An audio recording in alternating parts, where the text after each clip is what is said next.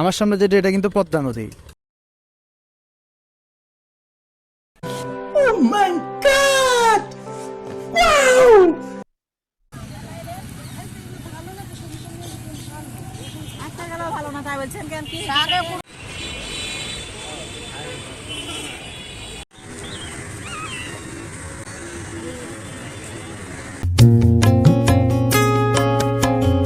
আসসালামু আলাইকুম সবাইকে, কী অবস্থা সবার? আশা করি সবাই অনেক ভালো আছেন। এই ভিডিওটা ধারণ করা হয়েছে ফেব্রুয়ারির 10 তারিখে। আমি রাজশাহীতে পৌঁছাইছি ফেব্রুয়ারির 9 তারিখ রাত্রে। লাস্ট ভিডিওতে ছিলাম হচ্ছে হিলি বর্ডারে, দেন ওখান থেকে আমি রাজশাহীতে আসছি। তো আজকে রাজশাহী শহরটা প্রথম দিন এক্সপ্লোর করার জন্য বাসা থেকে বের হয়েছি। বের হয়ে একটা অটো নিয়ে অটোতে করে আমি যাচ্ছি। এখানে বলে রাখি, এখানে আশেপাশে যেই আপনারা যে এনভায়রনমেন্টটা দেখতেছেন, আশপাশে বাড়িঘর, যে রাস্তাঘাট, এগুলো কিন্তু এরকম ছিল না। আমি 15 বছর আগে যখন রাজশাহীতে ছিলাম তখন এই আশেপাশে শুধুমাত্র ধানের ক্ষেত ছিল, এবং আমি যে অটোতে যাচ্ছি তার বাম পাশে ছিল হচ্ছে বিশাল ঝাউ বাগান। তো এখন আর সেগুলো নেই। তো এখন চলে আসছি ভদ্রার মোড়ে। ভদ্রার মোড়ের এই যে এই সিম্বলটা যেটা দেখতেছেন ইট কালারের এবং উপরে বলের মতো, এটাই হচ্ছে মূলত ভদ্রার যে মেইন স্ট্রাকচারটা। তো এখান থেকে আমি চলে আসছি এখন রাজশাহী রেল স্টেশনে। আমার বন্ধু সাকিবের সাথে দেখা করব বলতে সাকিব আমাকে রাজশাহীতে ঘোরাবে, যার জন্য ওকে বলছি আসার জন্য। তো ও আসতেছে, একটু লেট করে ফেলছে। তো এই তো সাকিব আসছে। আমরা দুইজন একটা রিক্সা নিছি। রিক্সা নিয়ে আমরা প্রথমে বের হয়েছি। কোথায় যাব না যাব, সাকিব আমার রিক্সায় বললো যে মামা আগে চল সিএনবি মোড়ে যাই। তো এখানে রাস্তায় যাইতে যাইতে দেখলাম উপরে একটা সুন্দর বেলুন ঝুলানো, হাওয়াই বেলুন। রাজশাহী শহরে রিক্সা নিয়ে ঘুরতে বেশ ভালো লাগলো আমার কিন্তু, কারণ এত জ্যাম নেই, এত শব্দ নেই, আর রাস্তাঘাটগুলো বেশ পরিষ্কার পরিচ্ছন্ন। আমার কম দামি মোবাইলের জন্য হয়তো সেভাবে আপনারা ভিডিওটা ওইভাবে বুঝতে নাও পারেন। তো সিএনবিতে আসার পরে আমার বন্ধু সাকিব আমার বললো, মামা তুই রাজশাহীতে আসছোস, তো প্রথমেই তোর রাজশাহীর একটা খাবার মানে আমি টেস্ট করাই। সেটা হচ্ছে সিএনবিতে নাকি একটা মিষ্টির দোকান আছে, সেখানে গরম মিষ্টির সাথে গরম পুরি, এটা নাকি ভিন্ন রকমের একটা মানে স্বাদ দেয়। কিন্তু আমরা চাইছিলাম যে রাস্তার পাশে যে বসার জায়গাগুলো সেখানে বসতে, কিন্তু ওখানে জায়গা ছিল না, এই জন্য বসতে পারি নাই। তো ভিতরেই এসে বসতে হয়েছে। এই যে দেখেন গরম ভাজা পুরি, যদিও পুরিটা একটু দেখতে আহত আহত লাগতেছে, কিন্তু দেখার থেকে স্বাদের তুলনাটা প্রশংসা করতেই হয়, কারণ দেখতে যাই হোক খেতে ভালো হলেই হলো। আর এই যে এখানে মিষ্টি, এই মিষ্টিটা হচ্ছে একদম নরম, যেটাকে স্পঞ্জ মিষ্টি বলে। তো এত নরম তুলতুলে মিষ্টি, একদম রসে ভরা। আর সিএনবি মোড়ের আশেপাশে কিন্তু অনেক খাবার স্টল আছে, একদম টেম্পোরারি খাবার স্টল, যেমন ফুচকা, নানান কিছু। স্পেশালি এখানে স্টুডেন্টদের কথা মাথায় রাখা হয়, যেহেতু ছেলে মেয়ে আসে এখানে প্রেম টেম করতে। তো আর যাই হোক, প্রেম টেম বলতে সময় সুযোগ কাটাতে অনেকে ফ্যামিলি নিয়েও আসে। এই যে সিএনবি মোড়ের যে সুন্দর একটা স্ট্রাকচার, অর্থাৎ ইট দিয়ে চারপাশে। তো এখানে আমরা যাইতে যাইতে এখানে দেখেন যে কিভাবে এই জায়গাগুলো একদম মানে প্রেমিক প্রেমিকার যুগলময় এলাকা হয়ে গেল। সিএনবি থেকে হাঁটতে হাঁটতে সিমলার সামনে চলে আসলাম। তো এই যে সিঁড়িটা দেখতে পাচ্ছেন, এই সিঁড়ির উপরেই কিন্তু কালাই রুটি বিক্রি করে এক চাচি। তো সেই ভিডিওটা আপনারা আমার রাজশাহীর যেই শেষ দিনের ভিডিওটা আছে সেই দিনে দেখতে পারবেন।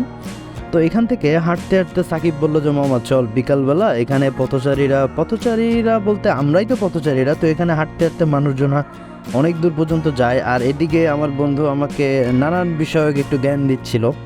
তো যাই হোক, আমরা হাঁটতে হাঁটতে আমরা টি বাঁধের দিকে যাচ্ছি এখন। তো পথিমধ্যে আমি যেটা দেখতে পাইলাম খুব ভালো লাগলো।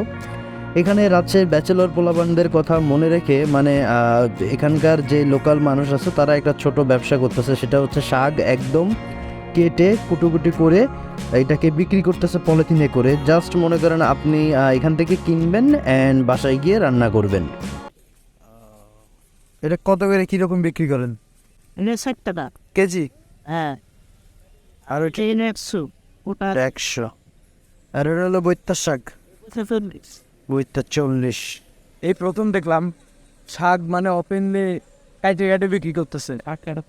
যেরকম বাসায় মানুষজন বা আমাদের আম্মারা যারা শাক কাটে, শাক কাটা বাসা এটা হচ্ছে একটা ঝামেলার কাজ, কষ্টের কাজ। তো সেই জন্য কষ্টটারে একটু রিডিউস করে দিয়ে ওনারা এখানে জাস্ট কাটে নিতেছে। আপনি খালি যাবেন, ধুবেন, রান্না করে খাবেন। এখানে হাঁকবেন।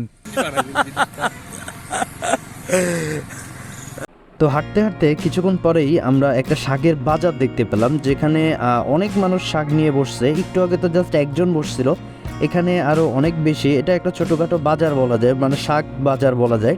আর বিকালবেলা এই রাস্তা দিয়ে কিন্তু অনেক মানুষ হাঁটাহাঁটি করে, যেটা দেখতে পেলাম। বেশিরভাগ রাজশাহী শহরে বেশিরভাগই কিন্তু স্টুডেন্টরা। আমরা এখন আছি রাজশাহী টি বাথে। এখানে ওখানে একটা পিলার আছে যেটা অনেক সুন্দর লাগতেছে দেখতে, আর ওখানে অনেক মানুষজন দাঁড়ায় মানে পদ্মা নদী দেখতেছে। আমার সামনে যেটা এটা কিন্তু পদ্মা নদী। আর এখানে যে পানিগুলা খালি চোখে দেখতেছি সবুজ কালারের, একটু পরিষ্কার পরিচ্ছন্ন, কিন্তু মোবাইল ক্যামেরায় এতটা দেখা যাচ্ছে না। আর এখান থেকে ওই দূর পর্যন্ত যতটুকু দেখা যায় একদম ওই কর্নারে দেখতেছেন সবুজ সবুজ একদম। এই সবুজের পরেরটা ওইটা হচ্ছে ওই পাশের পার, অর্থাৎ এই যে এই পার। আর এখান থেকে যদি একটা টাইম ল্যাপস নেওয়া যায় তাহলে মানে জিনিসটা দেখতে অনেক সুন্দর হবে। তো চলেন একটা টাইম ল্যাপস নেওয়া যাক সূর্যর।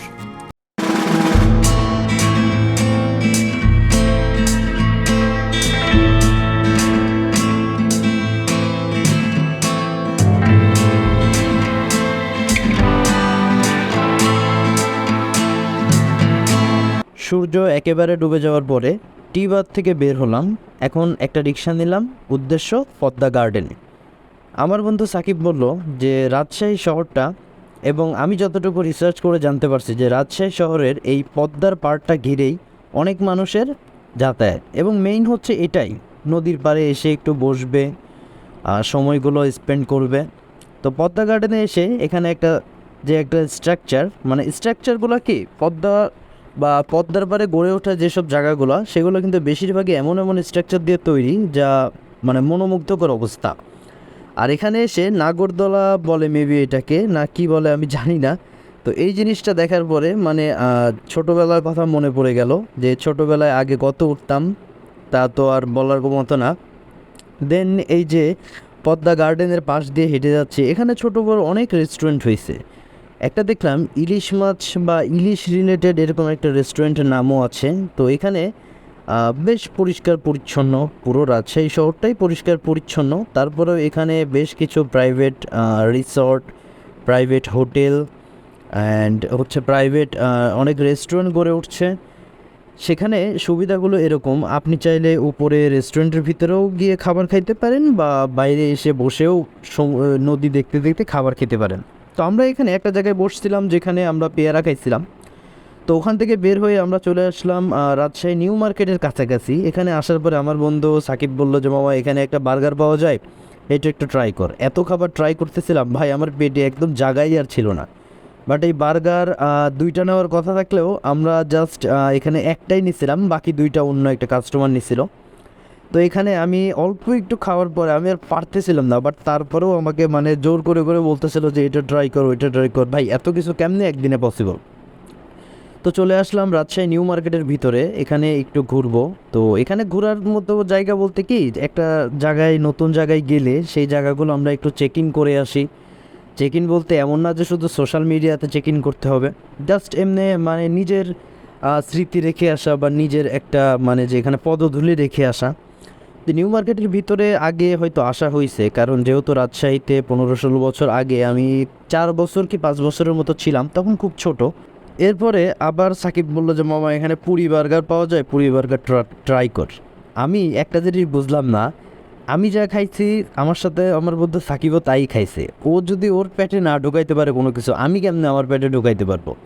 এখানে তারপরেও জোরপূর্বক কষ্ট করে একটু খাইলাম, মানে জাস্ট একটু টেস্ট করলাম। তো তারপরে যাইতে যাইতে এখানে রাস্তার লাইটগুলো দেখতেছিলাম। তো রিক্সাওয়ালার মামারে বললাম যে মামা একটু থামাও, আমি আগে একটু ফোকাস করি। যেহেতু এত আহামরি লেভেলের মোবাইল আমার না, বাট তারপরেও ফোকাস করার পরেও দেখে লাইটগুলো এমনভাবে কাঁপতেছে অ্যাজ লাইক এখানে ভূমিকম্প হয়ে যাচ্ছে। যাই হোক, তো এরপরে আমি আর আমার বন্ধু দুজনে ক্যামেরা অন করে একটু মানে নিজেদের ফেসটা দেখাই নিলাম। আর ওই পাশে দূরে একটা গির্জা আছে, গির্জাটা দেখতে পেলাম। এই তো এবার চলে আসছি রাজশাহীর সেই আকর্ষণীয় যে রাস্তাটা আছে, এই রাস্তার নামটা আমি জানি না সঠিক, I am so sorry for that. যদি আপনারা জানিয়ে থাকেন আমার অবশ্যই কমেন্ট সেকশনে জানাবেন। তো এই রাস্তায় আমি একটু হাঁটলাম, তো হেঁটে হেঁটে একটু ভিডিও নিলাম, যে ভবিষ্যতে কখনো রিলস বা একটা স্টোরি টাইপের দেওয়া যাবে আমার ফেসবুক স্টোরিতে। এই যে বাটারফ্লাই বা এটাকে বাটারফ্লাই বলে না, এটা হয়তো মেবি কোনো একটা ঝাড়বাতি টাইপের হোয়াট এভার। তো এই যে লাইটগুলো আছে এগুলো এত সুন্দর দেখতে, এগুলো হচ্ছে দিনের বেলা একরকম, রাতের বেলা আরেক রকম।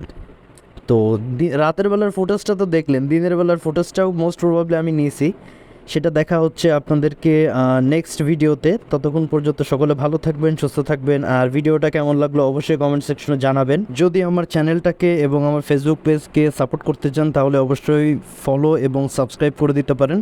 আসসালামু আলাইকুম।